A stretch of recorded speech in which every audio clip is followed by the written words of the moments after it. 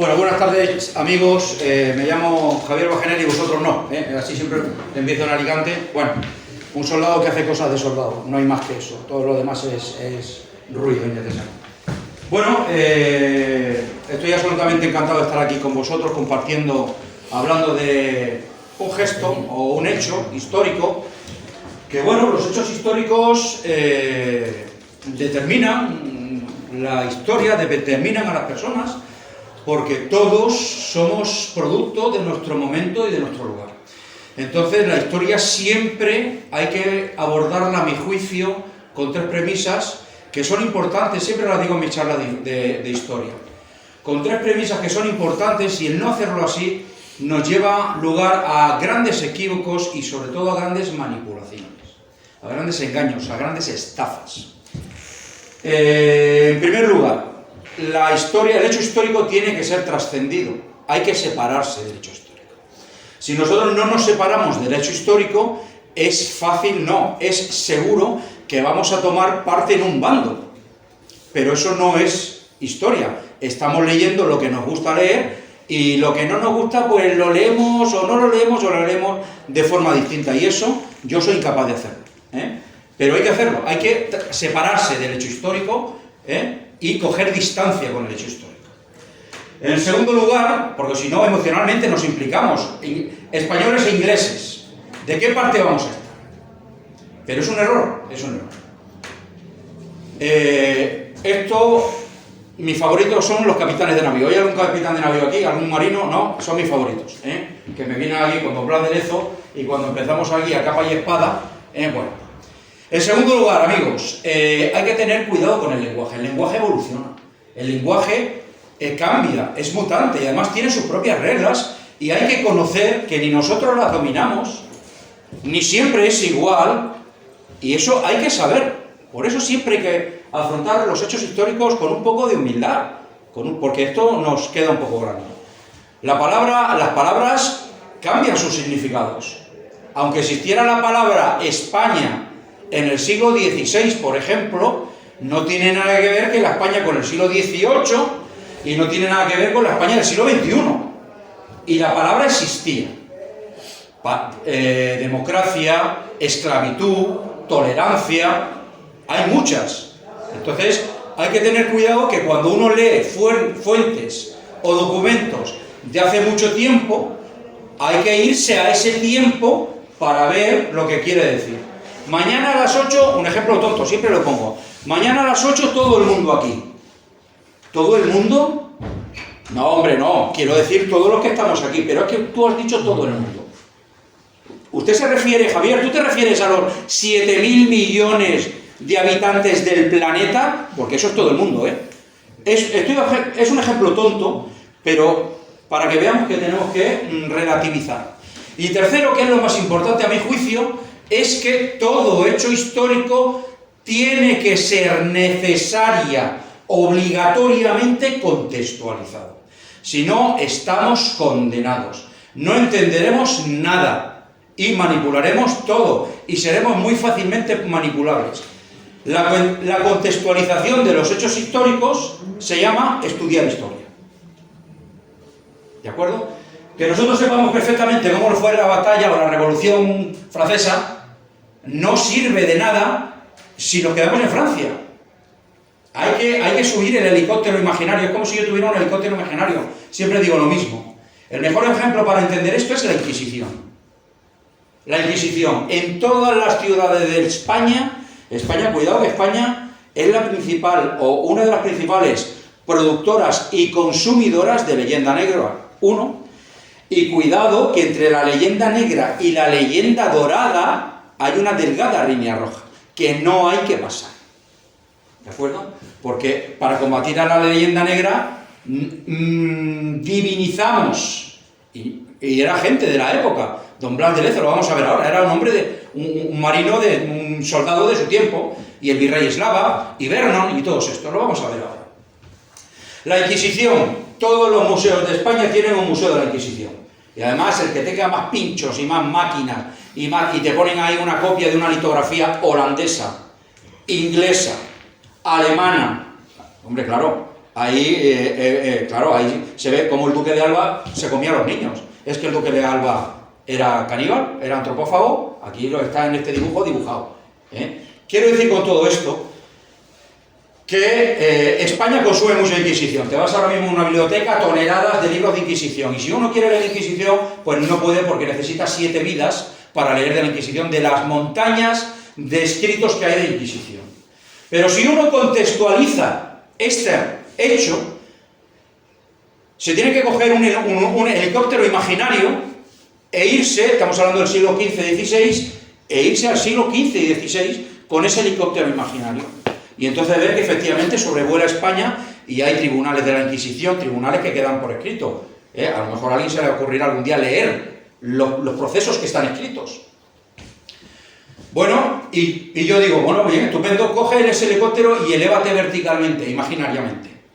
Y efectivamente tú te elevas y ves España, ves Portugal, ves Francia, y en Francia hubo 8 guerras de religión. 8 guerras de religión. Entonces, ahora que estoy un poquito más alto, he contextualizado un poquito, ya miro y digo, caramba, sí, la Inquisición, nadie puede negar la Inquisición, cuidado, que nadie me malinterprete. Pero en Francia hubo 8 guerras de religión. Solamente en una noche, la matanza de San Bartolomé, murió más gente que toda la Inquisición a lo largo de toda la historia. Que esto no es un concurso de tirarse muertos, pero uno, digamos que la Inquisición queda un poco relativizada, contextualizada, empequeñecida.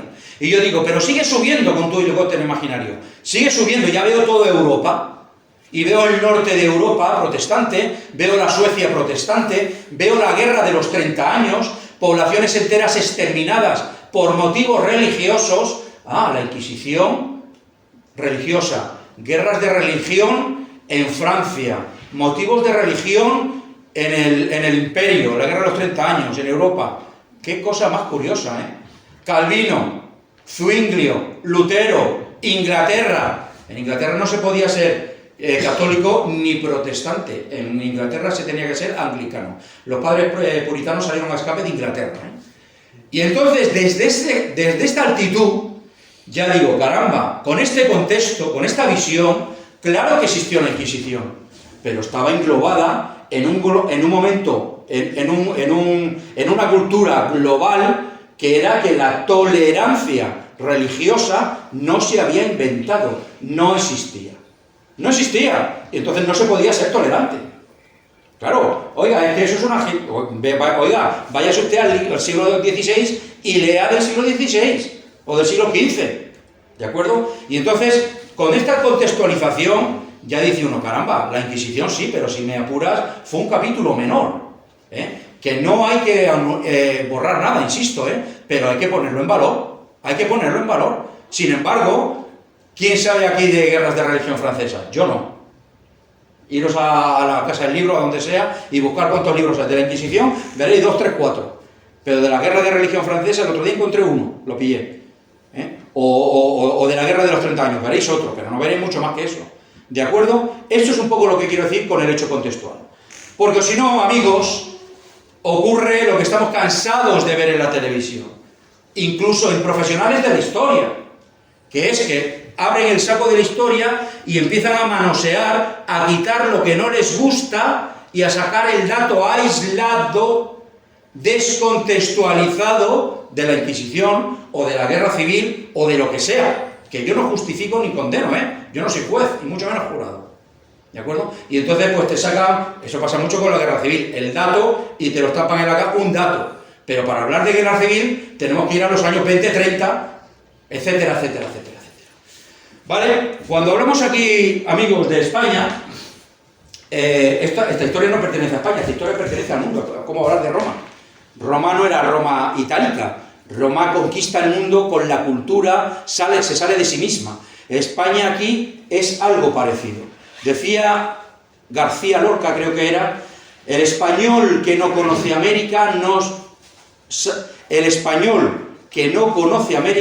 sabe lo que es España. Más que hablar de una América española, habría que hablar de una España americana. Es decir, la parte de España que estaba en ultramar, al otro lado del hemisferio. ¿De acuerdo? Otra vez que me invitéis a hablar del 98, os lo contaré. Si sois tan amables de silenciar los teléfonos, si no suenan mucho y nos desconcentran a todos. Amigos, a final del siglo XVII cambia el mundo.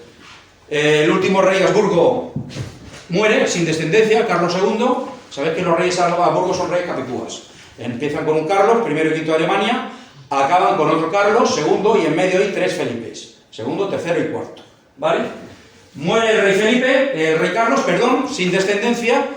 Y claro, la España de este momento, de finales del siglo XVII, es una España extraordinariamente rica, con muchísimas posibilidades, y hay muchas ganas de fagocitar. Esto provoca una guerra, que es la Guerra de Sucesión Española, que no hay que entender como una guerra en España, es un error. Ese es el nombre nada más. Son muchos países que se alían con otros muchos países, que combaten contra otros muchos países y en muchos sitios del mundo. Hoy día lo llamaríamos una guerra mundial. La Guerra de Sucesión Española ha sido la guerra más espantosa entre la Guerra de los 30 años y las campañas napoleónicas. ¿De acuerdo? Y no se puede hablar de un bando español y un bando francés, no, porque había españoles en los dos sitios. Es decir, no había un bando español, no es cierto. España estaba dividida con aspirantes o gente que apoyaba a las dos posibilidades que había, que era el bando Borbón, porque estamos hablando del nieto de Luis XIV. No nos podemos, tenemos que subir nuestro helicóptero. Luis XIV, el rey Sol, uno de los grandes poderes de Europa, y el otro es el inglés. Y esa ha sido la historia de Europa durante siglos. El equilibrio de estos poderes, pero en Europa y en cualquier otro sitio del mundo. Leer historia antigua de Mesopotamia, por ejemplo, persas, babilonios, siempre igual, equilibrio de poderes. Y el otro bando, que es el de la Casa de Austria, vamos a decir, heredero por sangre, al cual se alía, pues, la corona inglesa. Y Francia tiene, pues, otros muchos aliados. Entonces, no se puede decir que Blas de Lezo, por ejemplo, en la Guerra de Sucesión Española combatía en el lado español. No es verdad. Yo no lo sé, yo no estaba allí. Yo diría que combatía en el bando borbónico, en la causa de Felipe. ¿De acuerdo? A través del rey Borbón, Felipe V, es cuando se inserta, se instaura la dinastía borbónica, que es la que tenemos en España. ¿Vale? En este otro país.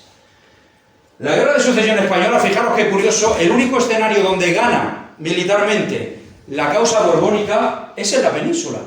Fuera, América, Europa, al rey Sol, a la causa borbónica le pegan, le dan pal pelo. Al final, amigos, esto acaba como siempre, se eterniza la guerra y al final, como son muchos países con muchos tratados, unos firman con otros firman con unos, bueno, se reúnen las potencias y dicen, bueno, ¿cómo vamos a dejar esto para que ni te lleves tú, para que las ascuas ni vayan a tu sardina, ni vayan a la mía? ¿Esto cómo lo hacemos? Fagocitamos España, podría haber sido también, trocear España y cada uno se coge lo que sea y chispum. Pero no, decidieron dejar que continuara la corona española con un rey Borbón, el nieto de Luis XIV, nada más y nada menos, con una serie de cláusulas, de tratados, de obligaciones en los tratados, para que no se aliara nunca con su abuelo. Claro, sería un poder formidable, la Francia de Luis XIV con la España heredada. ¿Y qué más? Dicen, bueno, pues ¿y a Inglaterra qué le damos? Bueno, pues a Inglaterra, primero, todos esos países que han sido aliados de unos y de otros, le vamos a coger todas las posesiones europeas de España y España las pierde aquí. ¿De acuerdo? Estoy hablando de Cerdeña, Sicilia, Nápoles, el Milanesado y los Países Bajos españoles, que correspondería más o menos con la actual Bélgica. Menorca estuvo bajo poder inglés y se recuperó militarmente hablando, la Pascua militar, manu militari. Gibraltar también estuvo bajo poder inglés y se lo han quedado y lo mantienen hasta hoy día. Gibraltar viene de aquí, Bueno, España firma con Inglaterra y con otros muchos, pero con Inglaterra, un tratado que Inglaterra sale francamente beneficiada. Y el rey Felipe V de los Borbones dice, bueno, pues hay que firmar, ¿de acuerdo? Es el Tratado de Utrecht. No vamos a entrar demasiado. El Tratado de Utrecht, grosso modo, a España le supone la pérdida de las posesiones europeas, ya lo hemos dicho, Y se le concede a Inglaterra, dicen que este es el principio del fin, esto es lo que le abre las puertas a Inglaterra en el Caribe, en la América española, o la España americana, ¿de acuerdo? Se le da el monopolio del comercio más lucrativo que ha existido a la historia, que es el tráfico de personas, en este caso de esclavos. Así es, no nos escandalicemos, todo el mundo ha sido como ha sido, ¿de acuerdo? Y además se les deja meter un navío, un barco, cuando se celebraran ferias en América, ahora veremos que es una feria, para que ellos empezaran a comerciar. Todo el Caribe, toda América no es exclusivamente española, lo fue, pero ya no lo es. Hay otras potencias que tienen islas en el Caribe, incluso en el continente americano, ¿de acuerdo? Porque la España del 18 no es la España del 18, no es la España del siglo XVI, no lo es, ¿de acuerdo? Bueno, y en consecuencia España, la soberana de aquellas aguas, se arroga con el derecho de visita, que se llama, de visitar esos barcos que van a negociar que no lleven contrabando. Aquí hubo muchísimos abusos por las dos partes. Cuidado con la divinización española, que no somos ángeles, ¿eh? Hubo abusos por parte de los ingleses, es su historia, la historia del abuso del cuento chino. También son un gran pueblo, los ingleses son muchas cosas, esa es mi opinión. Y muchos contrabandistas que trincaron lo más grande. Hubo abusos por los dos lados. Este comercio, amigos, se le encarga a la compañía comercial más floreciente que hay en Inglaterra, que es la South Sea Company, la compañía de los mares del sur, que al final se ve tan restringida en su comercio que empuja el Parlamento a la guerra con España, porque España no quería esta guerra, ¿eh? Y el primer ministro inglés tampoco. Las guerras son muy caras, ¿de acuerdo? Bueno, hablar de Cartagena de Indias, hay que hablar de Blas de Lezo. Hay gente que lo asocia directamente, vale, no tengo ningún problema, pero Blas de Lezo no era ni el jefe de la defensa de Cartagena de Indias, ni el responsable militar, ni el mayor de empleo. Blas de Lezo era el jefe naval, mandaba barcos, dotaciones e instalaciones de la Armada en Cartagena de Indias, entre otros los guardacostas, ¿de acuerdo? Era el jefe naval. Su empleo militar es teniente general, almirante. En la época existía la palabra, pero era una función, no era un empleo militar como hoy día, que equivale a general, ¿de acuerdo? Almirante, había almirantes, pero era una función, no era un empleo militar. Su empleo militar era teniente general. Bueno, pues nace ahí, en Pasajes, muere en Cartagena el año de la batalla, el mismo año. Durante la Guerra de Sucesión Española combate en el bando borbónico y en distintas batallas pues va perdiendo trozos de su cuerpo, porque aquí la cirugía y la medicina pues llegaba hasta donde llegaba. De un cañonazo directo se le amputa la pierna izquierda, tenía una pata de palo, eso sí que era como las películas. Un disparo en una piedra en Tolón, que es una plaza francesa, saltaron esquirlas a su ojo izquierdo. Ahí pongo pérdida del ojo izquierdo. Yo no sé, en unos sitios he leído que pierde el ojo y en otros sitios he leído que pierde la visión. En unos cuadros sale con el ojo y en otros cuadros sale con el ojo guiñado, no lo sé. En cualquier caso, quedó inútil del ojo. Y en el asedio de Barcelona, ya acabando la guerra, pues un disparo, exactamente igual que le pasó a Cervantes, cuando me invitéis a hablar de Lepanto os lo contaré. La cirugía llegaba hasta donde llegaba. El taponazo, el castañazo del plomo, rompía huesos, tendones, nervios, músculos, y entonces el miembro, la extremidad, quedaba disfuncional, pero no hubo que cortar. No estaba manco, ya sabéis mucho. No estaba manco, tenía la mano derecha, exactamente igual que a Cervantes, que no perdió el brazo, perdió la funcionalidad de su brazo. Bueno, Ruiz de Díaz dicen que ha sido el único marino invicto en la historia de la Armada Española, junto con Álvaro de Bazán. Álvaro de Bazán tiene otra pedazo de conferencia para morirse, lo que pasa es que ya no me da la vida, pero bueno, la haré.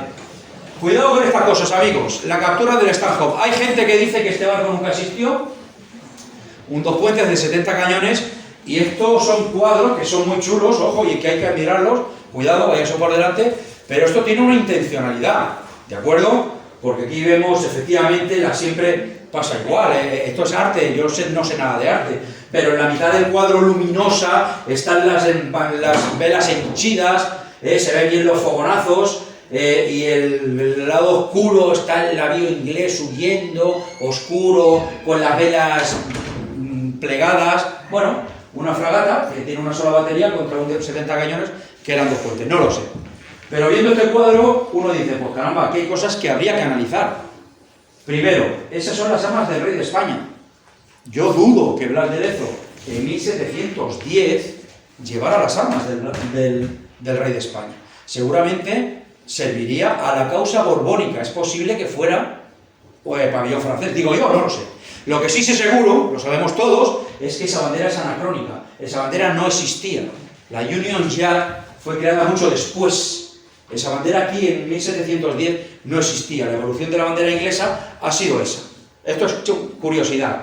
Cruz de San Jorge y de Escocia, las aspas de San Andrés, igual que las nuestras. Escocia ha sido un país históricamente católico, Forman de esta, hay muchas banderas de estas. La historia, tenemos muchas banderas de barcos capturados que se guardan en los museos, con este patrón, el de arriba, y después con la cruz de San Patricio. Bueno, al final sigue combatiendo en el Perú.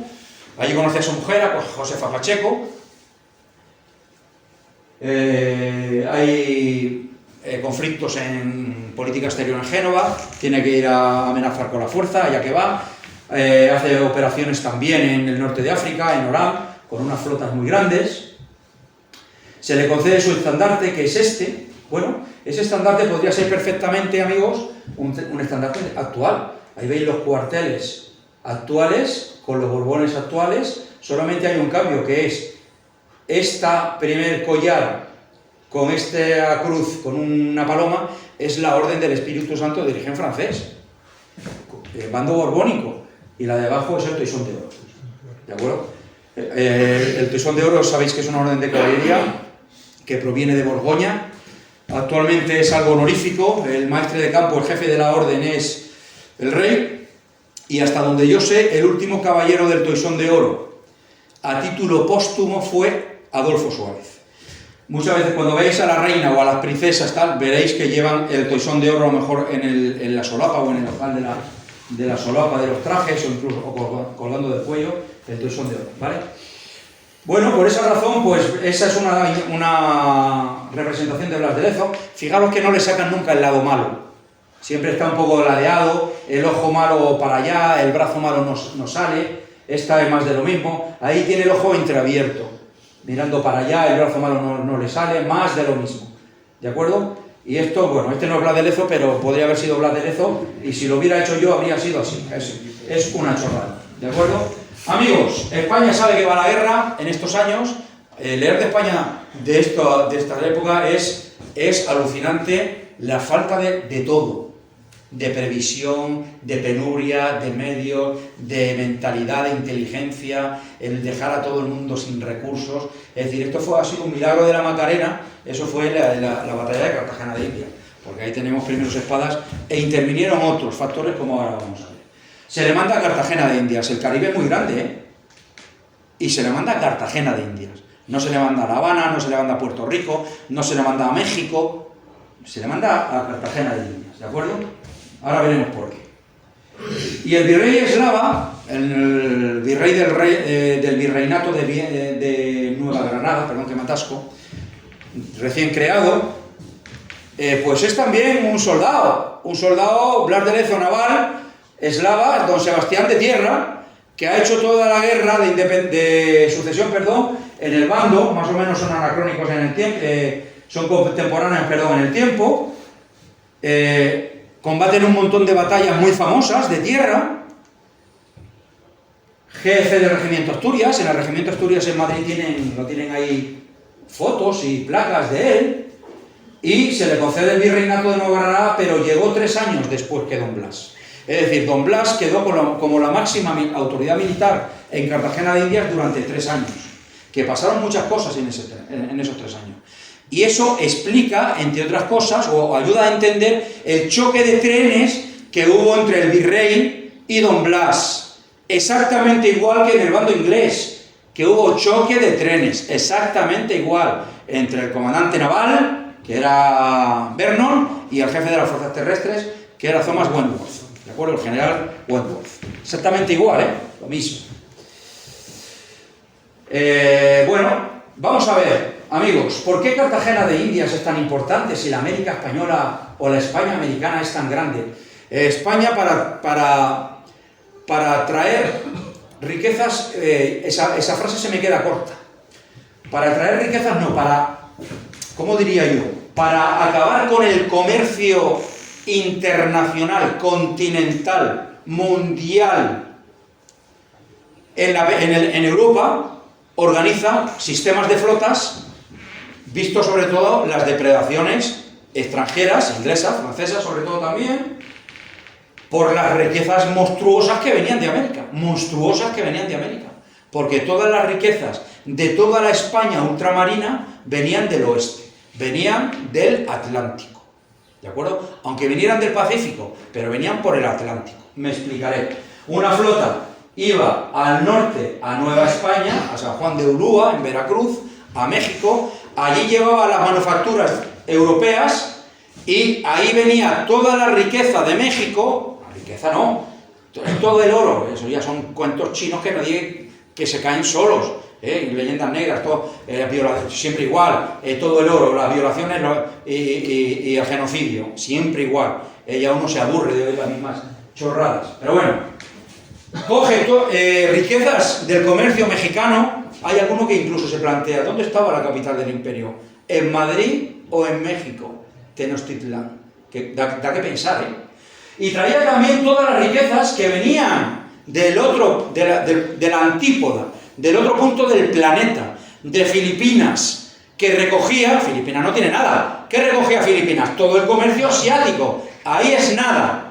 Los mantones de Manila no fue textil nunca, mantones de Manila es seda china, plata china, cerámicas, porcelana, no digo nada de las especias. Las especias eran como el petróleo hoy día, salían billetes en los árboles, eso eran las especias, porque permitían conservar la comida, eso eran las especias. Es decir, este comercio que venía con el galeón de Manila hasta Acapulco, iba por tierra hasta Veracruz y aquí hacían la feria, eso es la feria. Y ahí dejamos a un barco inglés colarse y hacer él su comercio. Vale, muy bien, estupendo. Esta flota después iba a La Habana, en Cuba, y esperaba. Y la flota de tierra firme se le llama a la parte norte de Sudamérica. Por eso esta parte está infestada de fuertes españoles, claro, de fortalezas. Iba hasta Cartagena, que está ahí, actual Colombia, porque pasaba algo muy parecido. Es decir, todas las riquezas que venían del Perú es un país que da fachada pacífica, venían con la armada del Mar del Sur hasta Panamá, que es una ciudad que está en el Pacífico, y a través del istmo de Panamá, luego lo veremos en detalle, iban a la parte atlántica de la costa, que era una zona muy insana, sigue siendo unas zonas insanas, sin posibilidades, sin recursos, muy mal comunicadas. Entonces esas plazas llegaban ahí, cuando llegaban los barcos de Cartagena, que es una plaza con muchos más recursos, iban a Portobelo, hacían ahí la feria y rápidamente volvían a Cartagena y iban a La Habana. Se juntaban las dos flotas y hacían el tornaviaje, ¿de acuerdo? Por el canal de Bahamas y hacia la península, ¿de acuerdo? En esta parte del mundo no quiero tampoco entrar en demasiado detalle. En esta parte del planeta hay los vientos dominantes son alisios que giran en sentido horario, es decir, perdonad que os dé la espalda, el viento en esta parte del planeta es en sentido horario, de las agujas del reloj. Es decir, para venir a América, en España hay que bajar, coger latitud sur y bajar por Canarias, trincar el alisio. Meter al oeste, la puerta de entrada natural, son las Antillas Menores. Basta que yo diga esta para que sí, pero por un toco en Bahamas, sí, correcto.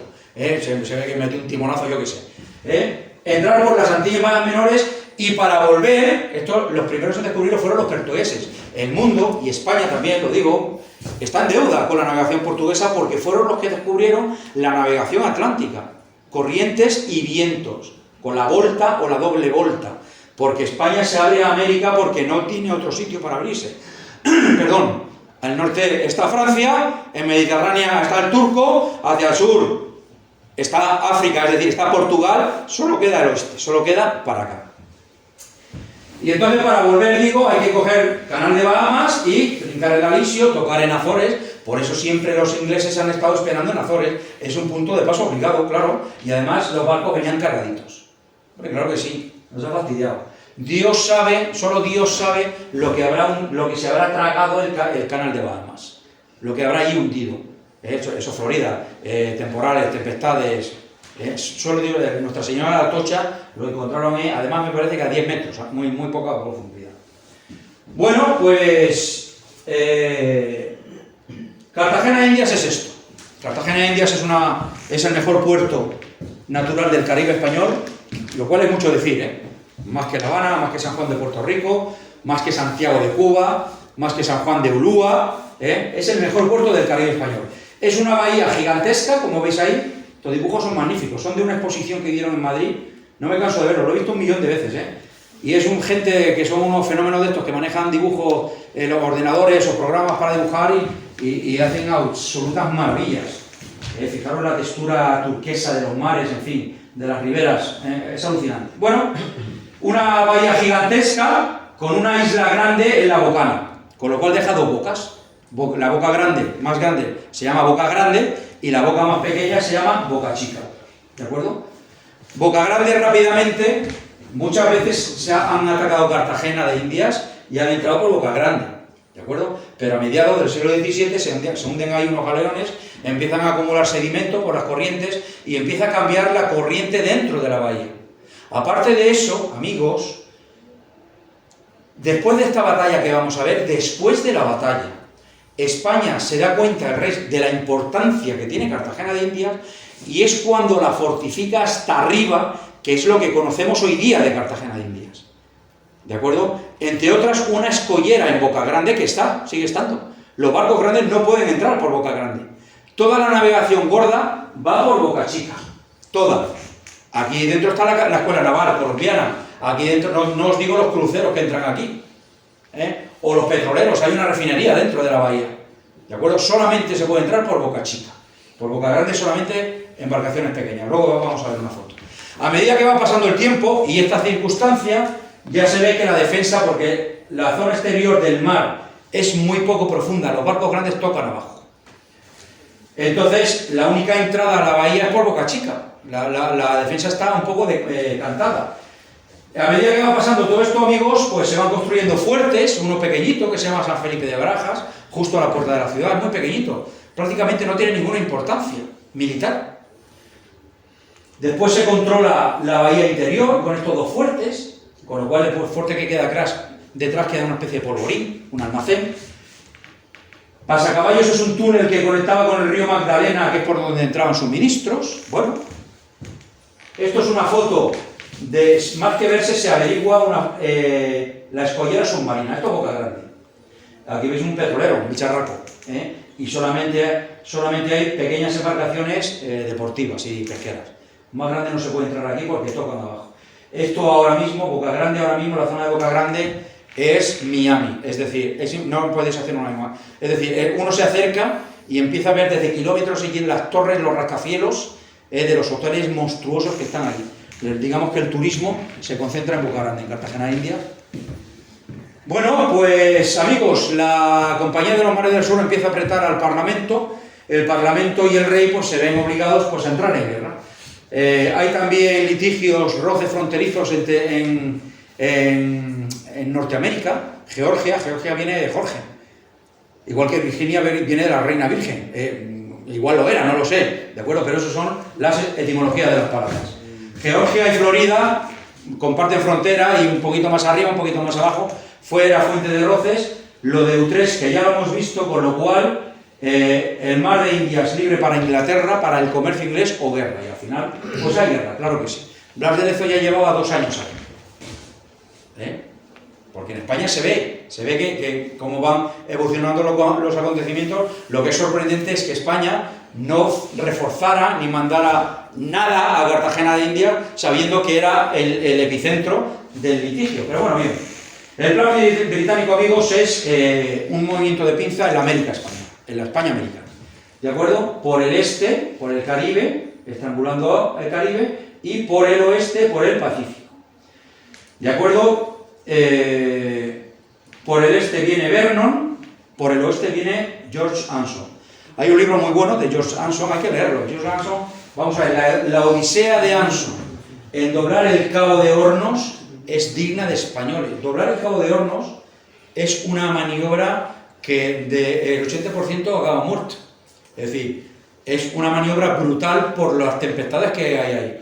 Dicen que Magallanes, cuando salió de su estrecho, vio el océano en paz y por eso lo llamó Pacífico. Yo creo que ha sido el único día en la historia del planeta Tierra que el Pacífico Sur estaba en calma. Es impresionante leer la historia, las peripecias, las penalidades, las calamidades de un hombre que servía a su causa, de un soldado. Llega con 5 barcos, acaba con 1, y es de los muy pocos, racia toda la costa oeste de América y da la vuelta al mundo por el oeste. Cuando llega a Filipinas, trinca el galeón de Manila. Ha sido de los muy pocos ingleses que han trincado un galeón de Manila, con lo cual, claro, las riquezas que pilla Anson, seguramente sus descendientes hoy día siguen viviendo de las rentas, no lo sé. O sea, algo absolutamente fuera de la imaginación. Si os queréis alistar, os estamos esperando en el GOE 3, el rechazar invitaciones. Amigos, el Istmo de Panamá. El Istmo de Panamá, Panamá da al Pacífico, y para llevar las mercaderías a la costa atlántica, grosso modo se utilizaron muchas.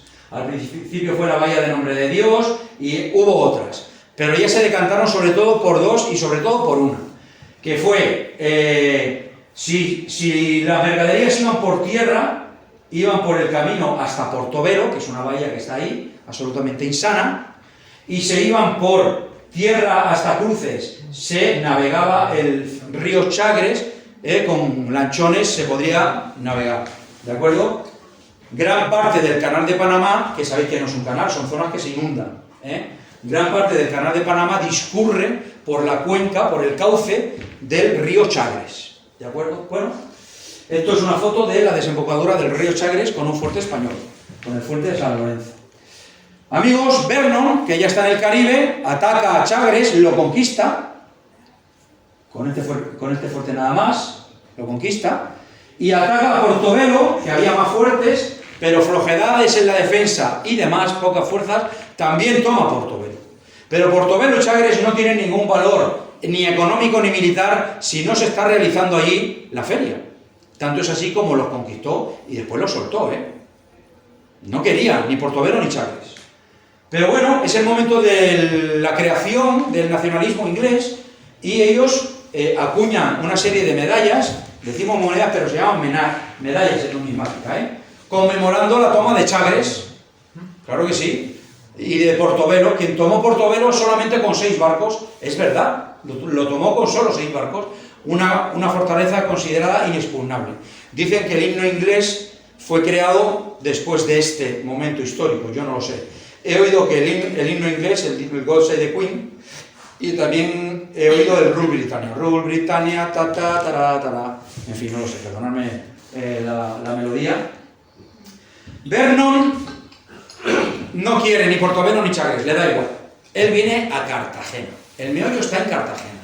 Y él sabe que 6 navíos para conquistar Portobelo está muy bien, pero para tomar Cartagena necesita una fuerza aberrantemente mayor.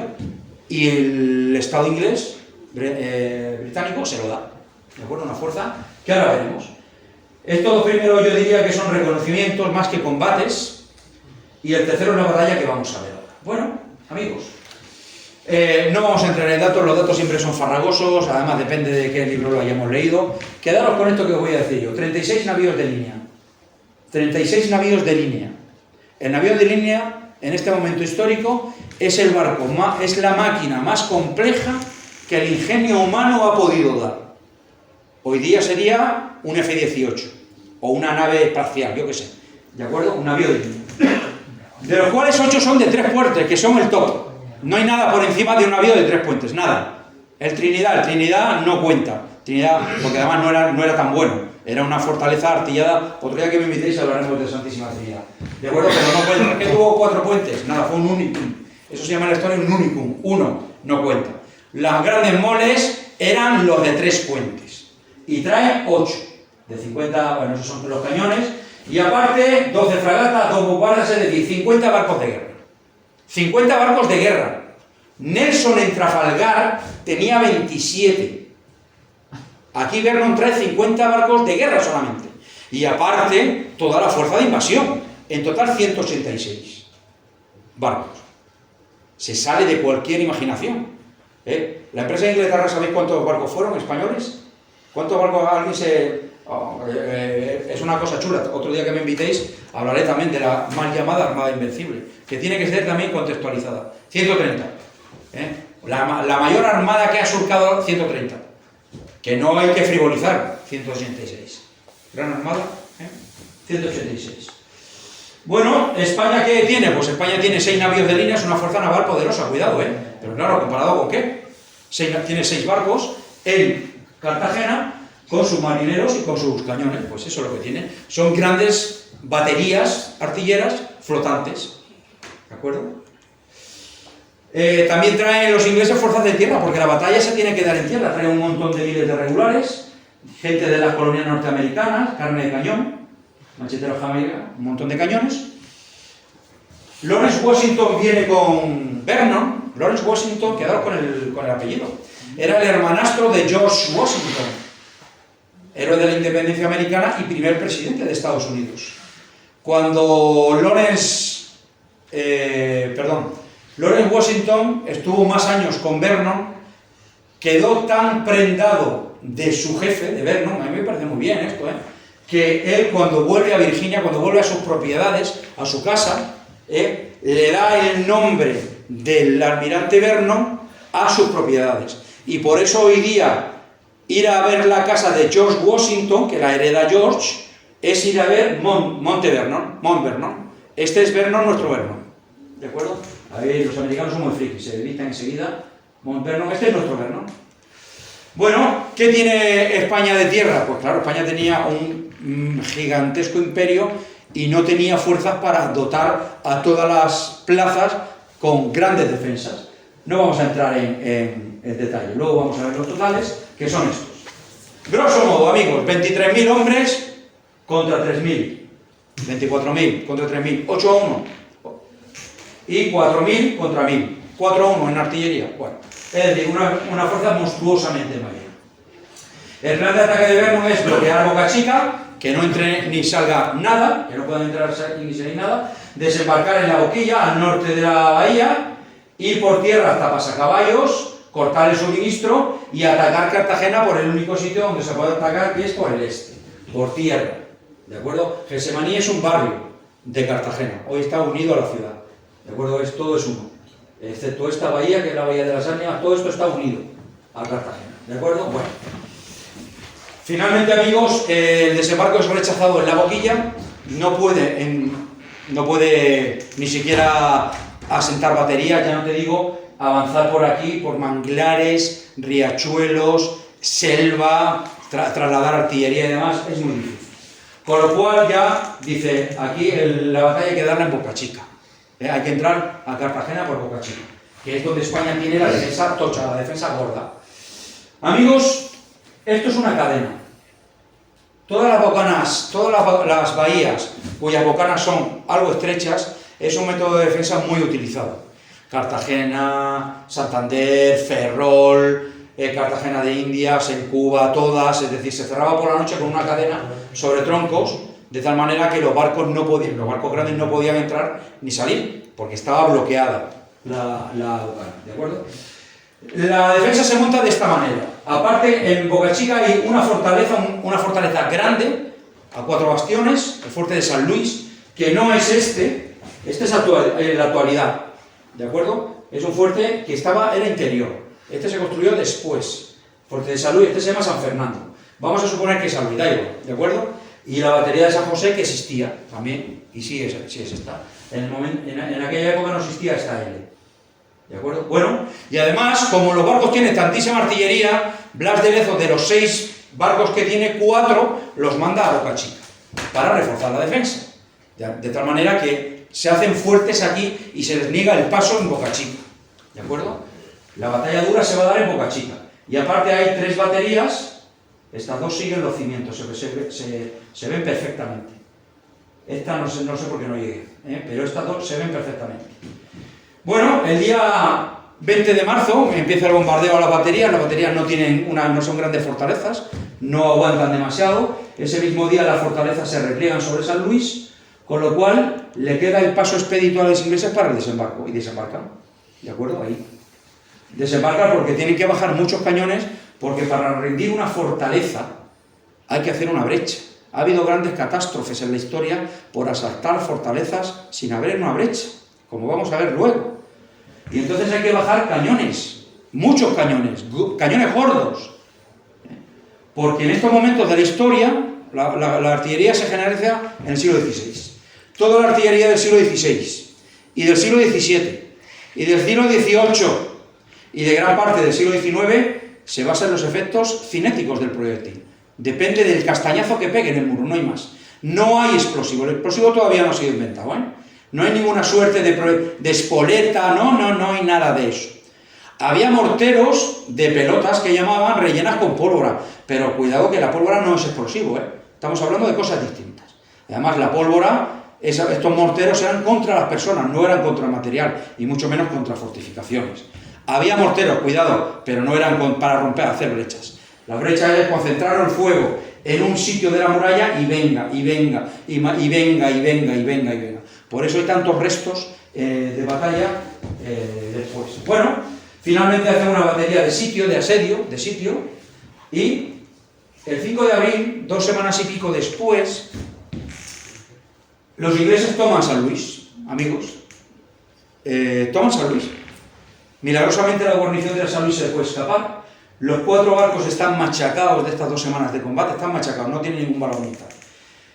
Don Blas los intenta hundir aquí, en la bocana, para taponar el paso, con la mala suerte que no lo consigue. Es más, la Galicia, que era el buque insignia de Don Blas, la logran trincar los ingleses y la ponen a su servicio. El barco estaba deshecho, no valía para nada. Pero bueno, el matiz moral lo tienen. Una vez ellos han tomado San Luis, inmediatamente quitan la cadena, toman San José, y ahí tenemos los barcos hundidos y la Galicia bajo pabellón inglés. Así es. Hoy día sabemos dónde está hundida la Galicia, según el director del Museo del Caribe, y el navío San Felipe solamente sabe Dios lo que habrá hundido en la bahía de Cartagena, eso solamente lo sabe Dios. ¿Qué no habrá aquí hundido? De esta batalla y de otras, ¿de acuerdo? Los cañones de San Felipe los están restaurando aquí, en el fuerte este actualmente.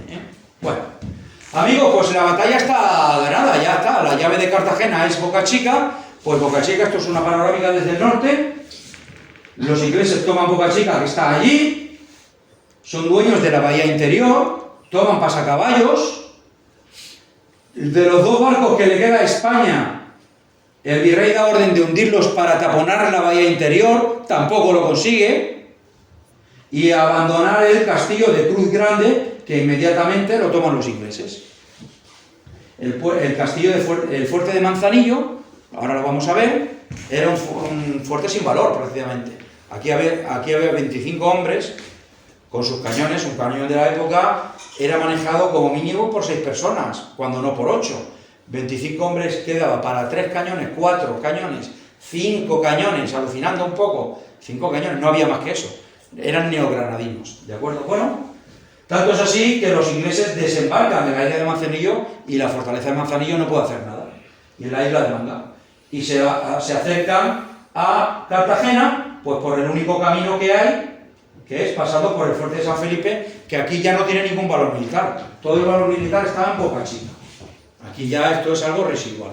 Pero como hemos ganado mucho tiempo, cuando me invitéis a hablar de la guerra de Cuba también lo veremos. Aquí, en estas latitudes y con estas temperaturas, aquí el tiempo es el gran enemigo, porque con el tiempo viene el mosquito, viene la malaria, fiebre amarilla, disenterías, la enfermedad, y empieza a diezmar las tripulaciones no habituadas inglesas, y eso ocurre, ¿de acuerdo? Bueno, pues llegan a San Felipe de Barajas, ¿de acuerdo? Y esto ya está, esto es mío sobre fuera. Como ya la victoria es segura, pues mandan una fragata al Reino Unido, a Gran Bretaña, y ahí hacen medallas conmemorando la victoria de Cartagena de Indias. ¿De acuerdo? Y ahí veis la Boca Chica, y aquí veis la cadena de la Boca Chica. Se utilizaban para otras muchas cosas. Esta la he puesto aquí porque son motivos políticos. Todo esto tiene que ser interpretado por expertos numismáticos, porque estos, los partidos políticos entre ellos acuñaban monedas vergonzando a unos o a otros. Era muy común. Y de Vernon hay muchísimas modelos. Estos son originales que están en el Museo Naval de Madrid, que es una visita obligatoria, absolutamente recomendable si pasáis por Madrid. Es brutal. Posiblemente el mejor museo naval que hay en el mundo, en mi opinión. Brutal. Estos son monedas. Y de estas monedas he seleccionado, podía seleccionar muchas, dos, para que veamos cosas. ¿Qué podemos ver aquí? Pues aquí vemos que a Don Blas, claro, vencer a un tullido, eso lo hace cualquiera. Vencer eso a un minusválido, eso lo hace cualquiera. Entonces, vamos a pintar a Don Blas, porque para que nadie tenga duda, lo ponemos ahí, Don Blas. Aquí no ponemos al virrey, ponen a Don Blas. Y se pone a Don Blas con su pata izquierda, no se le pone el palo, se le pone la pierna. Y rindiéndose con la mano derecha, que tenía inútil, y ahí vemos un Don Blas completo. ¿De acuerdo? Ellos tomaron Cartagena en abril del 41. Y aquí veis a Don Blas huyendo, los dos fuertes, San Luis y San José, con la cadena. ¿De acuerdo? Bueno, pues ya están, ellos celebrando su victoria. Pues muy bien. Otra, hay muchas de estas, otra más de lo mismo, Don Blas, la pierna izquierda, la mano derecha, Don Blas. Aquí fijaros que ponen lo de Portobelo, pues muy bien. Ellos tomaron Portobelo solamente con 6 navíos. Aquí España utiliza el calendario gregoriano y los ingleses el juliano, hay 10 días de diferencia. Esto es un chascarrillo, simplemente, ¿vale? Bueno. Ahí dice el orgullo de España humillado por Vernon. Y en otras pone...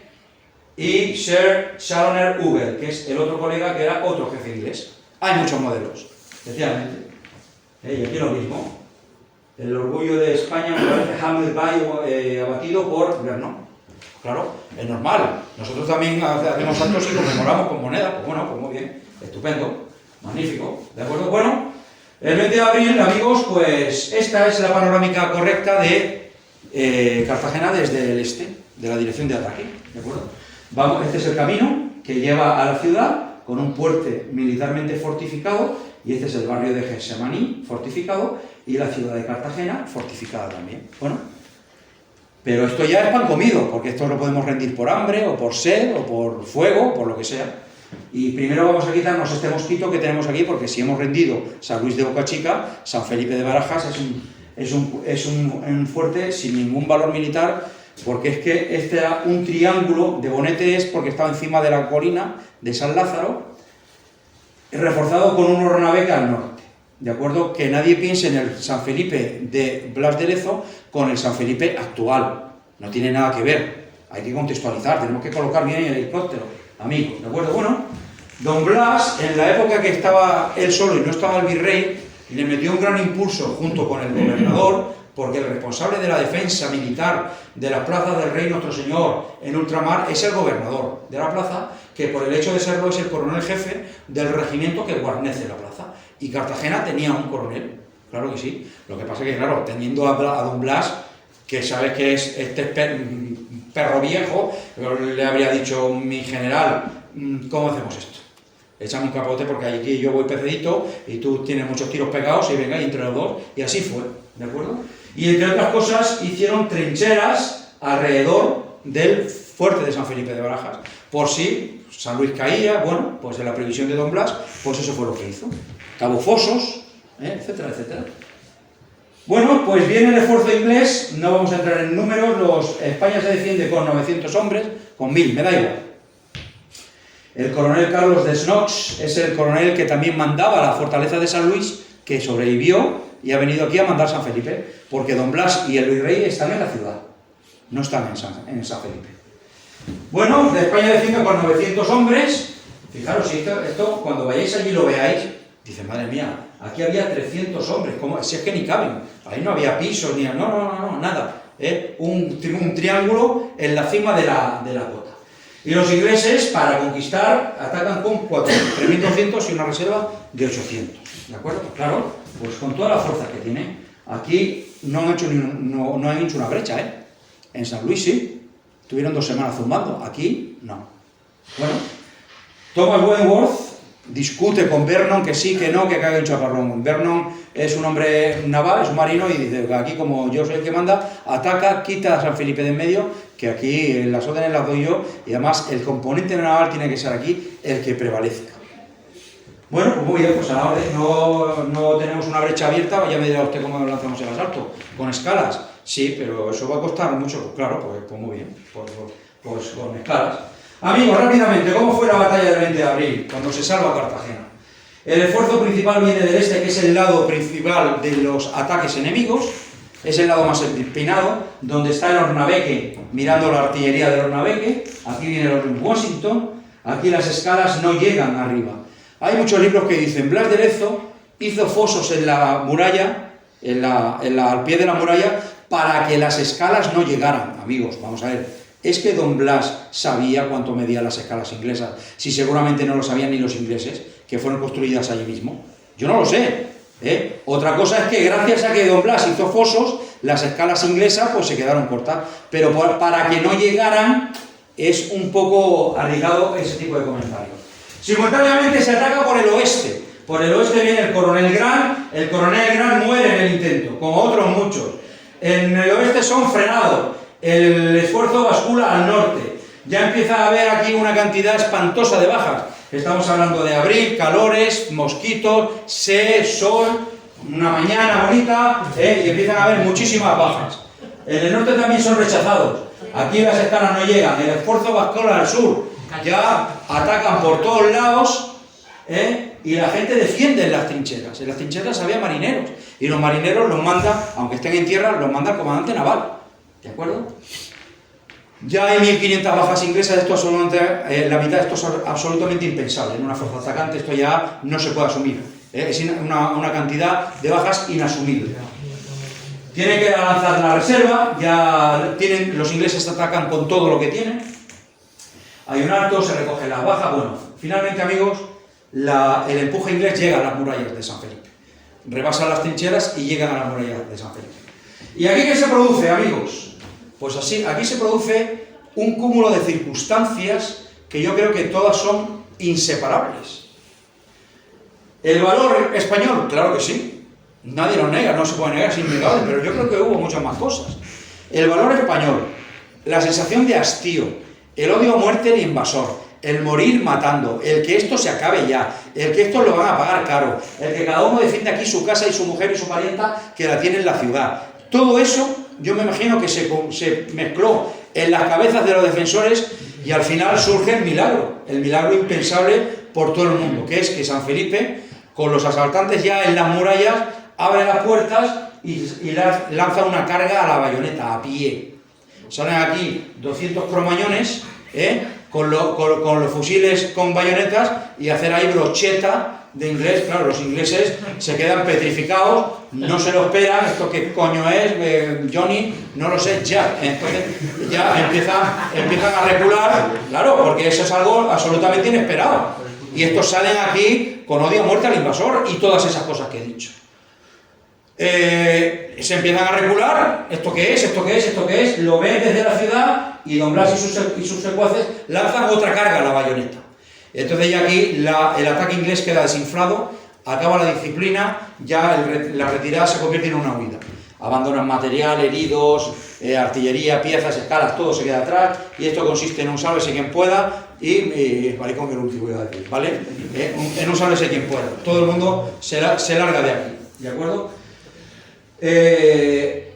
Bueno, pues así se defendió Cartagena de Indias. Esta fue la batalla de Cartagena de Indias.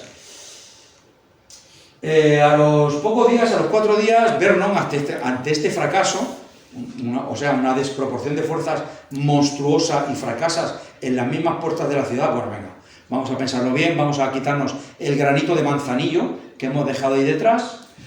Y bueno, aquí tenéis a Manzanillo con 25 valientes, neogranadinos, todos ellos, un fuerte que es así. Actualmente Manzanillo es una residencia oficial del presidente de la República, creo que es. Algo así, una casa de huéspedes VIP o algo así. Porque de las 2 veces que me acerqué, me vinieron a buscar las 2. porque era territorio restringido. La tercera fui por mar, pero también me trincaron. Entonces, bueno, estuvimos a punto de... Esto fue aquí, ya veremos en San Felipe, ya veréis al final. Bueno. Y al final, amigos, pues bueno, pues aquí, venga, vamos a hacerlo bien. Venimos un montón de ingleses, venimos con nuestros cañones y hacemos una brecha. ¿Cuál es la grandeza de aquí de Ortega? Amigos, con sus 4 cañones que tendría, los reserva para, los mete para atrás. Los reserva para que la artillería enemiga no los rompa, no los desmonte, que se decía. Y cuando van a lanzar el asalto, los saca y carga con metralla. Y entonces empieza a escupir allí, pues, cadenas, piedras, de todo. Con lo cual, produce 200 muertos y todavía tiene que haber pedazos de inglés ahí incrustados en las palmeras, en las piedras. Es algo absolutamente inasumible. ¿Cómo es posible que el fuerte Manzanillo, que no tiene ningún valor militar como el de San Felipe, nos haya costado 200 muertos? Ya aquí ya la disciplina es manifiesta. Vernon Aguirre tiene que fusilar gente porque ya no obedecen órdenes.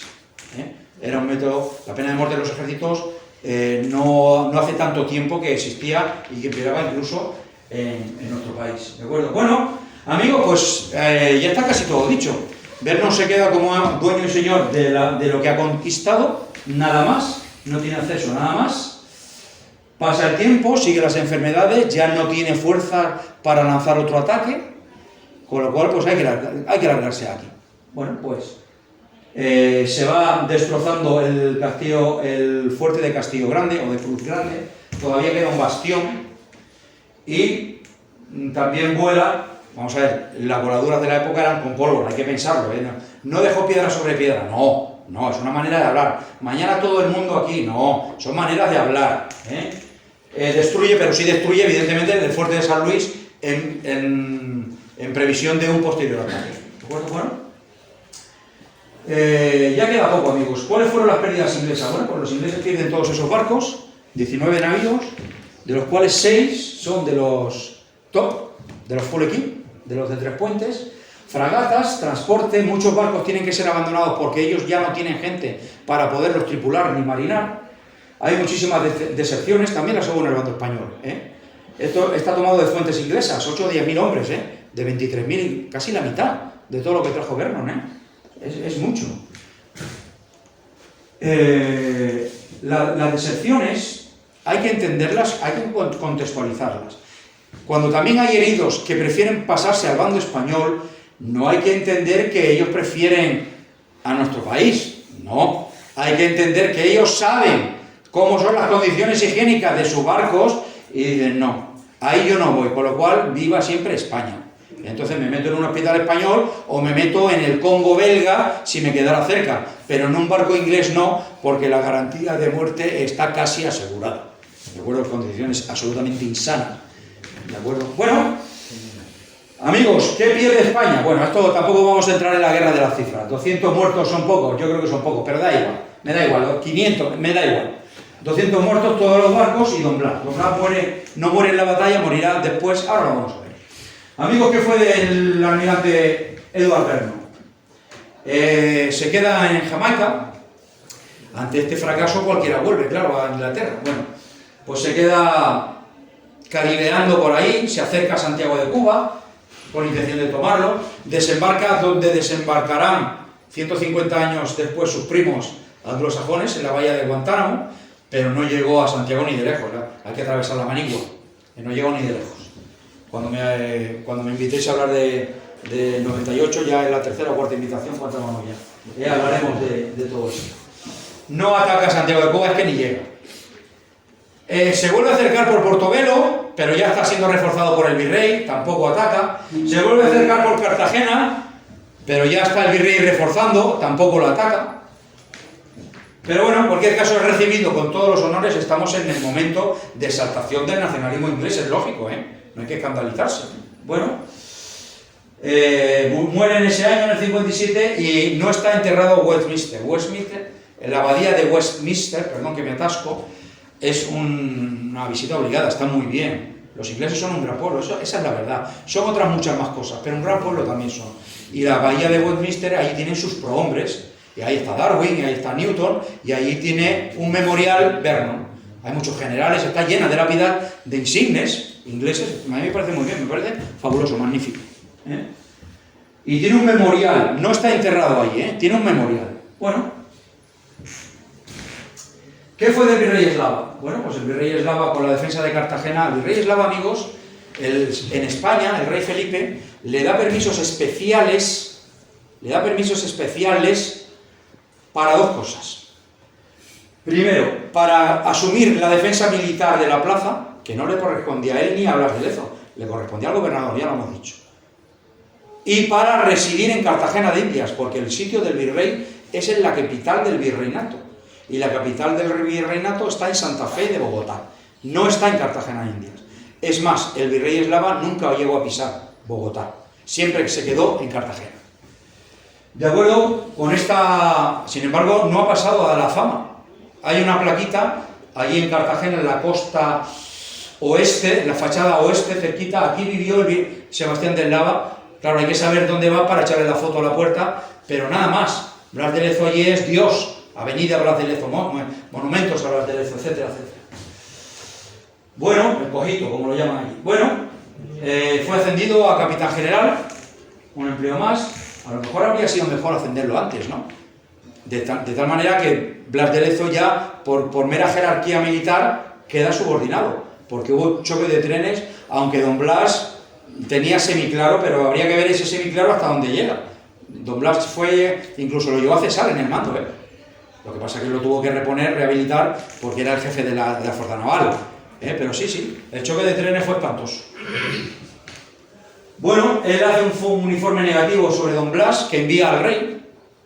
Este aspecto me queda todavía es que no me da la vida.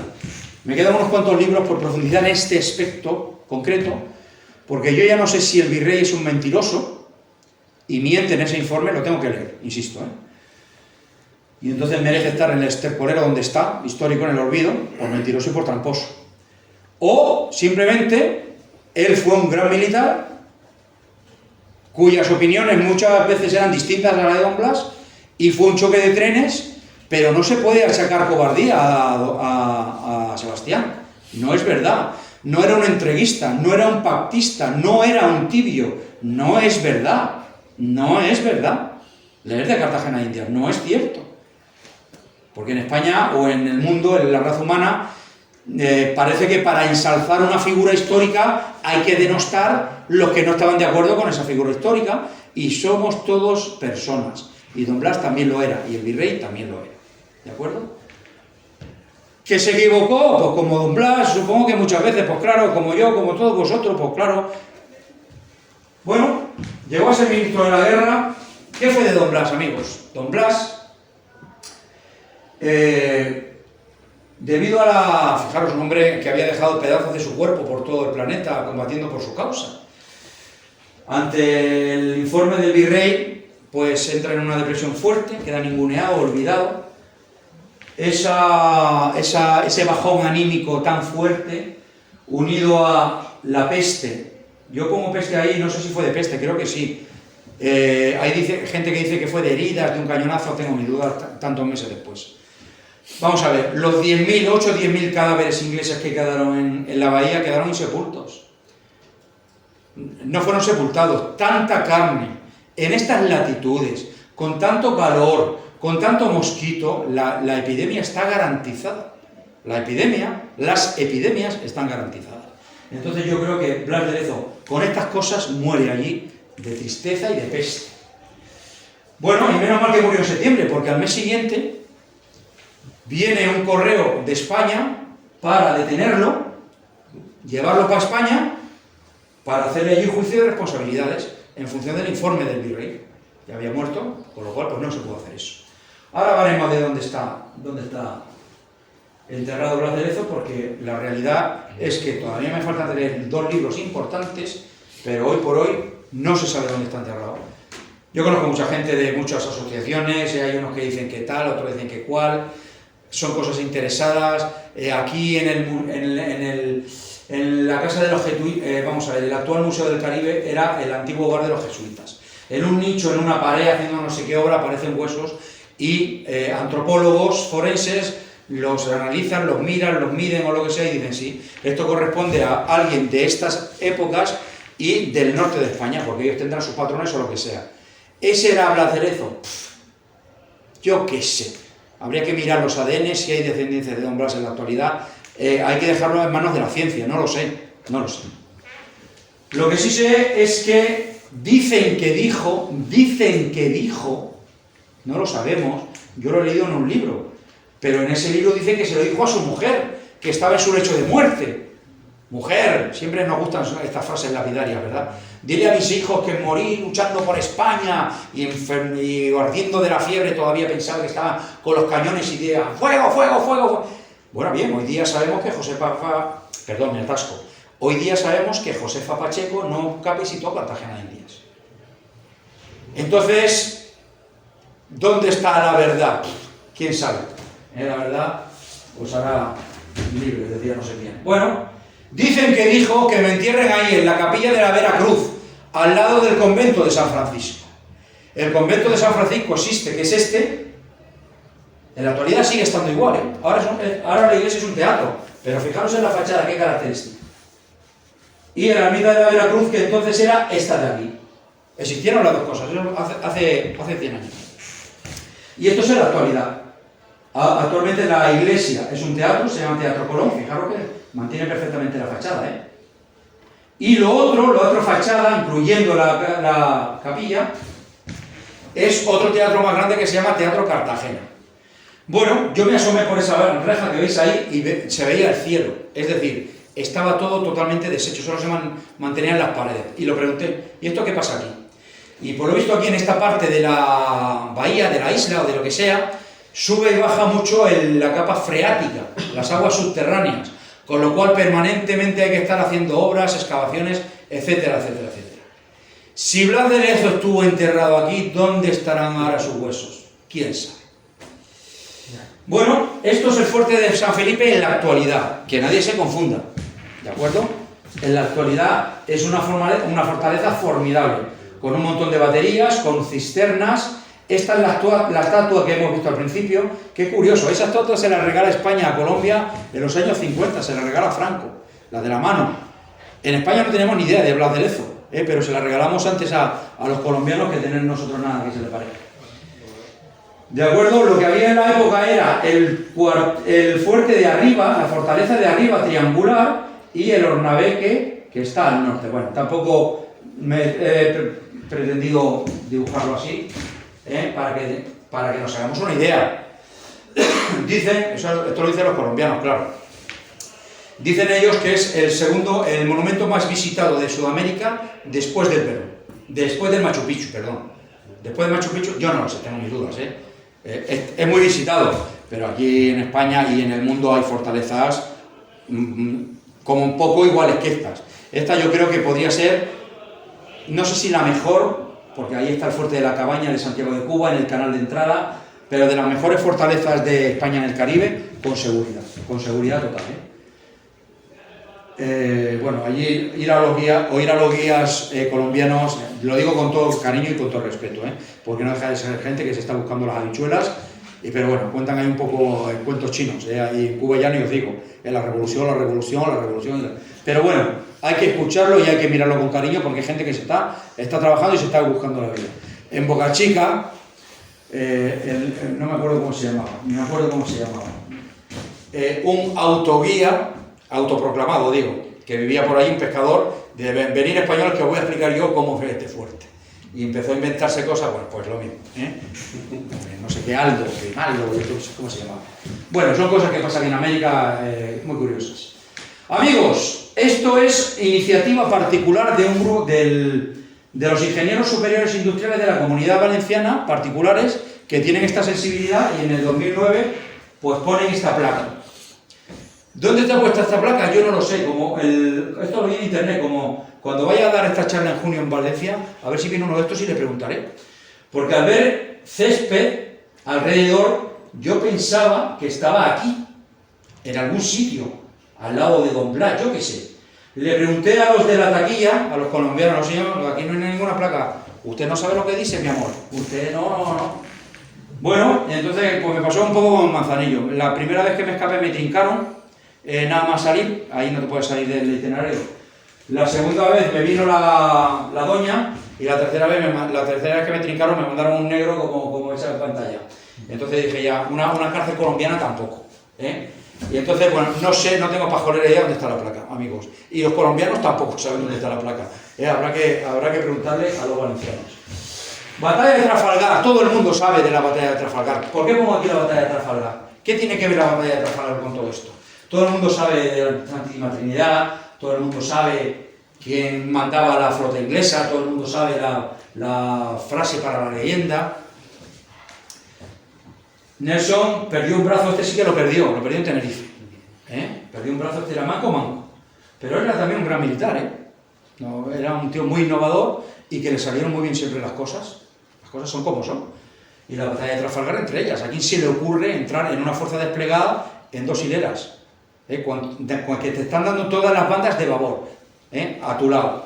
Y no le hundimos ningún barco, No le hundimos ningún barco en Trafalgar. ¿Qué cosas, Hay que leer de Nelson. Pero bueno, y además Nelson es de los valientes que muere donde mueren los valientes, que es en el alcázar de su navío, ahí, en el puente, sitio donde se dan las órdenes. Y los ingleses, que son un gran pueblo, conservan de Nelson la casaca que llevaba el día que murió con el agujero de la bala que lo mató, que está aquí, es eso blanco. El disparo le entró por arriba. El fusilero francés estaba en los árboles, entonces se ponían y estaba buscando un blanco. ¿A quién le zumbo? ¿A quién le zumbo? Pues ese que tiene tantas medallas será algo importante. ¡Pum! Y el tiro le vino por arriba. Y por eso lo mató. No al mismo tiempo, no en el mismo instante, perdón, pero ahí murió. También conservan el Victory original, en dique seco, en el Museo Naval de Portsmouth. Absolutamente recomendable. Brutal. Absolutamente recomendable en el Reino Unido, en Inglaterra. Bueno, amigos, el 2005 es el segundo centenario, de la batalla de Trafalgar.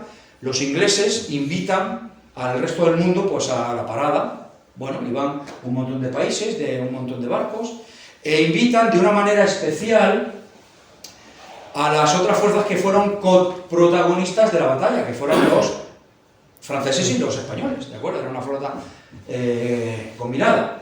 España acude pues, y decide mandar 2 barcos. ¿Qué barcos decide España mandar? Pues bueno, el buque insignia que tenía España en este momento, que es el entonces Príncipe de Asturias, y una de nuestras modernísimas y nuevas fragatas F-100, y de las 5 que teníamos, ¿cuál se elige para ir a Inglaterra a la batalla de Trafalgar? Pues no podía ser manera que la F-103, de las otras, ni nada.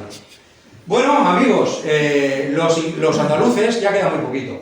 Los andaluces sabéis que tienen una gracia especial, y los gaditanos más. Y esto lo vi, yo me partía en mi casa de risa, digo, ¿y esto? ¿Qué cojones es esto? En fin. Casualmente veo que hay en 2007, que hay una regata que los gaditanos llaman Blas de Lezo. Pues estupendo. No sé si ha habido una segunda edición, no lo sé, pero ahí está. Y uno de los trofeos es el trofeo de la oreja de Jenkins, y ahí veis la orejota de Jenkins, la clase crucero, yo qué sé. Y otro trofeo es este, que es absolutamente magistral, excepto por un detalle que lo vais a averiguar todos aquí, que es un platito. Esto es un platito de café, tamaño platito de café, que es una moneda inglesa, pero justo en sentido contrario, 180 grados. El orgullo inglés humillado por Blas de Lezo. Y aquí se ve a Blas de Lezo como tenía que estar con su pata de palo, pero le falta la mano no la perdió. Y Vernon arrodillado. Y efectivamente quien defendió Cartagena con solo 6 navíos, igual que Portobelo, es un juego, es magistral, en mi opinión es magistral. Si Don Blas tuviera ahí la mano, ya esto sería de pieza de museo, en mi opinión. Los gaditanos, qué bueno, la regata Blas de Lezo. Premio La Oreja de Jenkins. La guerra esta se llamó, en función del libro que leáis, Guerra del Asiento, por el asiento de un asiento es un contrato, del contrato de negros, o la Guerra del Rey Jorge, o la Guerra de la Oreja de Jenkins. ¿Por qué? Porque Jenkins, por lo visto, dice quién sabe, no lo sé, dice la historia o la leyenda, no lo sé, en qué proporción de cada, que Jenkins era un contrabandista. Entonces lo brincó un guardacostas español, un tal Fandiño, y subió a hacer la inspección, tenía derecho de visita, y le dice Jenkins, me juego una oreja, claro, no tiene sentido, me juego una oreja, no tiene sentido, pero bueno, a que no encontrarás contrabando en mi nave. Y efectivamente Fandiño, que vete tú a saber lo que encontró, si lo encontró, o mintió, o tiró ahí lo que sea. Mira, le están aquí robando lo que sé. Vete tú a saber qué hay de verdad. Realmente le cortó la oreja. ¿Qué sentido tiene esta historia? Pues no lo sé, amigo, pero es así. Le cortó la oreja y le dijo, vete y dile a tu rey que lo mismo le haré si a lo mismo se atreve. Una frase que no tiene más importancia, ¿de acuerdo? Cuidado con la historia, que hay mucha gente que se queda con los chascarrillos históricos. Y en vez de coger su helicóptero y ver el contexto, se queda con esta gilipollez, iba a decir, perdóname la palabra, con la oreja de Jenkins. Hay incluso láminas de propaganda inglesa que se ve como Walpole, el primer ministro inglés, viene Jenkins con su oreja, 8 años después la conservaba en Ron, yo qué sé, y le enseña la oreja, yo qué sé, es algo un poco escatológico. Yo no sé qué fue, qué de verdad o qué de mentira, pero sé que también se llamó la guerra de la oreja de Jenkins, y que la clase crucero en la primera regata tenía una orejota ahí de cristal, parece esto, o de lo que fuera. Amigos, en noviembre del 14 se erige una estatua a Don Blas. Fijaros que no sale aquí nunca el virrey. Llama la atención, ¿verdad? A Don Blas de Lezo, y a mí me parece muy bien, en el centro de Madrid, nada más y nada menos que la Plaza de Colón. Esta la he ampliado para que veáis que no perdió la mano derecha la conservó. Fijaros en el dato histórico importante, yo es que soy muy friki de esto, entonces me fijo en todo. La espada, Don Blas la tiene a la izquierda. ¿Por qué la tiene a la izquierda? Porque su mano buena era la izquierda. Entonces, en la derecha, perdón, para utilizar la mano buena necesita, no puede tener la espada donde la llevaríamos los diestros. Son gilipollas. Bueno, es que hay gente que le pone la espada en el otro lado, y bueno, esto solamente nos pasa a los descerebrados enajenos mentales como yo. Bueno, la inaugura el rey Juan Carlos. Amigos, noviembre del 14, 15 de noviembre. Unos pocos días antes, el 3 de noviembre, en Cartagena de Indias, el entonces príncipe de Gales y su mujer erigen una placa a los pies del castillo de San Felipe en el que se ensalza el valor inglés. A mí eso me parece muy bien. Yo no tengo ni un pero a esto, porque aquí murieron muchos ingleses valientemente. Y a no ser que la placa sea ofensiva, que no lo es. Y a mí me parece muy bien que eso sea reconocido ahí, y ellos tienen todo el derecho del mundo. Esa es mi opinión. Las opiniones son tan respetables como discutibles. Y yo os digo mi opinión. Y pone una placa ahí. ¿Qué pasa? Pues que viene mi amigo Jaime Rendón. Este es un figura, este es un fenómeno con un martillo reventando la placa. Este es uno, claro, tiene 200.000 grupos de WhatsApp. Yo me he quitado de los 200.000, me vuelve a agregar. Este es un personaje. O sea, Jaime Rendón es un fenómeno de la psiquiatría. Es un personaje. Fijaros, este es uno de sus eslogan de WhatsApp. Salvemos a Cartagena 1, porque tendrá 20, 1 del vandalismo, y sale el tío reventando la placa. Yo esto no lo apruebo, hablando en serio, porque aquí murió, no es de desagradecido, ni es deshonroso para nuestra causa, para la causa española, o para la causa neogranadina, o para la causa colombiana, esta placa. En mi opinión no lo es. Hay mucha gente que no piensa como yo, y me parece muy bien. Cada uno, ¿de acuerdo? Bueno, aquí veis la placa, en memoria al valor de todos los que... en memoria al valor y no sé qué, de todos los que murieron intentando tomar la ciudad o no lo sé, de San Felipe, bajo el mando del almirante Vernon, Cartagena de Indias en 1741. Ya está. Ya está. Perfecto. Y ahí ven los cebollazos de mi amigo Jaime Rendón con su mazo. Sé que hubo juicios, el otro día Antonio me mandó información de este hecho. Pero bueno, bien, en cualquier caso, amigos, acabamos ya. Siempre que el Juan Sebastián Elcano, que los guardiamarinas pasan por Cartagena, la visita a Don Blas es obligada. Y siempre la Academia Naval Colombiana comparte, aquí lo veis unos enfrentados a otros, comparte el acto y se le da un homenaje allí a Don Blas en la estatua a los pies de la fortaleza que tan valientemente mandó defender, porque él no la defendió, ¿de acuerdo? Pero bueno, esto está contextualizado. Igual por ahí está la placa, no llegué tan arriba, me fincaron las 3 veces. Y esto ya está en la penúltima, ocultar el pasado. Esto lo escribe Víctor San Juan que este no ha escrito nada malo, yo no lo conozco, pero qué manera de escribir, absolutamente recomendable. Lo que haya escrito, lo escribe bien. Es de estas personas que tienen un don, el don de la palabra, el don de la oportunidad, el don de la precisión, y con un lenguaje absolutamente entendible, facilón, todo lo que escribe lo convierte en oro. Esa es mi opinión. Hay muy pocos con ese don, ¿eh? Yo conozco a muy poca gente. Entre otros, Pérez Reverte, cuando está iluminado, que Pérez Reverte hay muchas veces que ni fu ni fa, ¿eh? Pero cuando Pérez Reverte está certero, cuidado, ¿eh? De cuando dice, ocultar el pasado, enterrar los muertos. Fijaros cómo empieza el tío, ¿eh? Además en una memoria de Cartagena, en una novela, perdón, de Cartagena. Ocultar el pasado, esto se podría llevar a hoy día. Ocultar el pasado, enterrar los muertos, cubrir sus hazañas y patear los hechos, es forma segura de engendrar inútiles, criar desconocedores, madurar incapaces y proteger privilegios, que en el estiércol del olvido bien se dan y gozan a gusto la incultura, la injusticia, la vanidad, la codicia, la estupidez y los celos. Bueno, esto lo escribe así, yo lo transcribo, pero creo que es absolutamente brillante. Yo me quedé con la novela, es muy buena, como todo lo que escribe él. Él escribe mucho en esta colección, no sé cómo se llama, yo ya he perdido el control de mi vida, en esta colección de libros pequeñitos que son monográficos de un montón de temas. Pues hay uno que es de las batallas navales en la Edad Media, batallas navales en la Antigüedad, tal. Él escribe mucho ahí. Y esta novela, precisamente, creo que solamente está en internet. Es una novela de estas de libro electrónico. ¿De acuerdo? Amigos, nada más. Esta es la última. Quiero dedicar este modestísimo trabajo al último de nuestros muertos, al último soldado que falleció en acto de servicio por desgraciado accidente con arma de fuego en septiembre del año pasado.